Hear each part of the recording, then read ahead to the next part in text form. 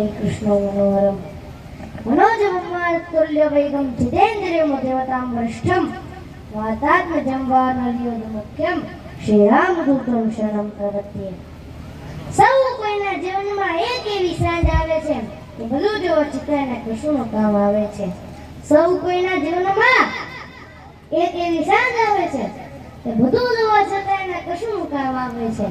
મને યશ અને કીર્તિ કે જે ફૂલાય ગૌરવથી જાતિ જેથી સારે બાજુથી ઘેરાય ને ત્યારે મારા બાપા મોઢે રામ આવે છે.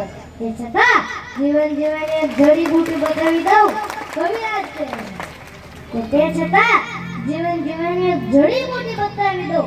પણ જ્યારે દુનિયામાં દવા કામ ન લાગે ને ત્યારે કોકની દુવાઓ કામ લાગે.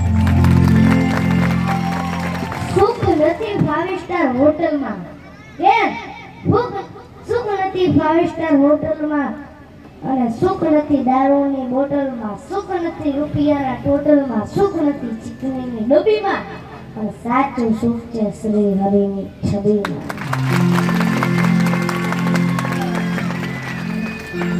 મારી પાસે વધારે ટાઈમ નથી પણ તોય હું 2 કથા કરી શકું અત્યારે. પણ વધારે તમારે પછી મારો સમયની મર્યાદા તો રાખવી પડે ને, પછી અત્યારે તમને એક કથા કહી દઉં કારણ કે સમયની મર્યાદા પછી ચાલુ પડે. એટલે એક કથા કહી દઉં કે ભગવાન ઉપર ભરોસો કેટલો રાખવો એમ નહીં, ક્યાં સુધી ઠેઠ રાખવું એ પણ આ કથામાંથી આપણને શીખવા મળે છે. એક સરસ મજાનું શહેર હતું, એમાં જૂનું સરસ મજાનું રાધા કૃષ્ણનું મંદિર હતું. ત્યાં વ્યવસ્થા એ પ્રકારની હતી કે તમામ લોકો પગાર ઉપર હતા. પૂજારી પણ પગારવાળા, રસોઈયો, ચોકીદાર અને આરતીના કારણે જે નગારો વગાડવા વાળા અને ઘંટ વગાડવા વાળો માણસ એ પણ પગાર ઉપર હતા. એટલે સમય જતા એક વ્યવસ્થા, મેનેજમેન્ટ, ટ્રસ્ટીઓ બદલાયા. એટલે એ લોકો એવું નક્કી કર્યું કે આપણે ભણેલા હોય એમને જ નોકરી રાખે કે જે ભણેલા હોય એને જ આપણે નોકરી અહીંયા રાખ્યો. એટલે એક પછી એકને બોલાવ્યો. એમાંથી એક ઘંટવાળો હતો કે ભાઈ તમે કેટલું ભણ્યા? તો એવું કાંઈ નથી ભણ્યું. કે કાલથી તમે જોબ ઉપર નહીં આવતા. ઓલા ભાઈ આંખ ઓલી કરીને કીધું કે મારે તો આ જ આધાર છે, આની સિવાય મારે કઈ આધાર નથી. પણ પછી ઓલા ટ્રસ્ટીએ કીધું કે પણ અમારો નિયમ એટલે એમને નોકરીમાંથી છૂટા ગયા. આમ થોડુંક દુઃખ તો લાગ્યું પણ ભગવાન ઉપર ભરોસો હતો.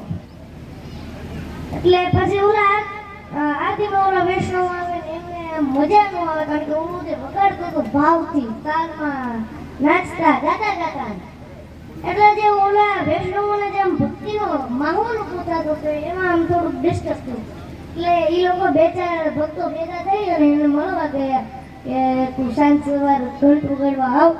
પણ એમ પછી એને કીધું કે મને નોકરીથી છૂટો કર્યો છે, ઓલા બધા મેનેજમેન્ટના મોટા ટ્રસ્ટીઓ છે, હું આવું એ સારું નહીં લાગે, મને રહેવા દે. એટલે પછી પાછું વૈષ્ણવોને થયું નહીં ગમે એમ કરીને એટલે આને લાવો છે. એટલે અમે એક સરસ મજાનું આયોજન કર્યું. મંદિરની સામે એમની પાસે એક જગ્યા હતી ને એને સરસ મજાની દુકાન બનાવી દીધી અને કીધું કે આ દુકાન તારે ચલાવવાની અને આરતી વગાડવાનો ઘંટ વગાડવાનો ટાઈમ થાય એટલે તારે ઘંટ વગાડવાનો. ઓલો સક્ષમ થયો, ભોળો હતો, મીઠો હતો એટલે એને એમ તો કઈ વાંધો નહીં. પછી એને દુકાન એવી ચલાવી, એકને બદલે 2 થઈ, 3 થઈ, 4 થઈ, 8 દુકાનો થઈ ગઈ. હવે જતા એક મોટો વેપાર થઈ ગયો, મોટો શેઠિયો થઈ ગયો. કોઈ મર્સિડીઝ લઈને આવે પણ ઘંટ વગાડવાનું ભૂલે નહીં. અને પછી પાછા ટ્રસ્ટીઓ બદલાયા. એ લોકો એવું કીધું કે આ મંદિર બહુ જીર્ણ થયું છે એટલે જીર્ણોદ્ધાર એની માટે ફાળો એટલે કે માંગણી કરવાની જરૂર છે. એટલે એ લોકોએ આયોજન કર્યું કે સામે જે આપણે શેઠની ફેક્ટરી છે ને ત્યાં પહેલા આપણે જઈએ અને પછી આપણે બધે માંગશું ભક્તો પાસે. ત્યાં આખું ટ્રસ્ટી મંડળ શેઠની ઓફિસે સાહેબે સ્વાગત કર્યું. ઓહો પધારો શું કામ હતું? એમને કીધું કે અમે સામે મંદિરના મેનેજમેન્ટના ટ્રસ્ટીઓ છીએ. સાહેબ રાજી થઈ ગયા. ઓ મારું ભાઈ એવું રીતું કે મારે ત્યાં ભગવાનના ભક્તો આવ્યા. એને બધું કીધું કે શું સેવા હતી? એને કીધું કે મંદિરના જીર્ણોદ્ધાર માટે ફાળા માટે માંગણી માટે આવ્યા છીએ. એને કીધું કેટલાક રૂપિયાની જરૂર. એને કીધું 8 લાખ રૂપિયા હોય તો મારું કામ થઈ જાય.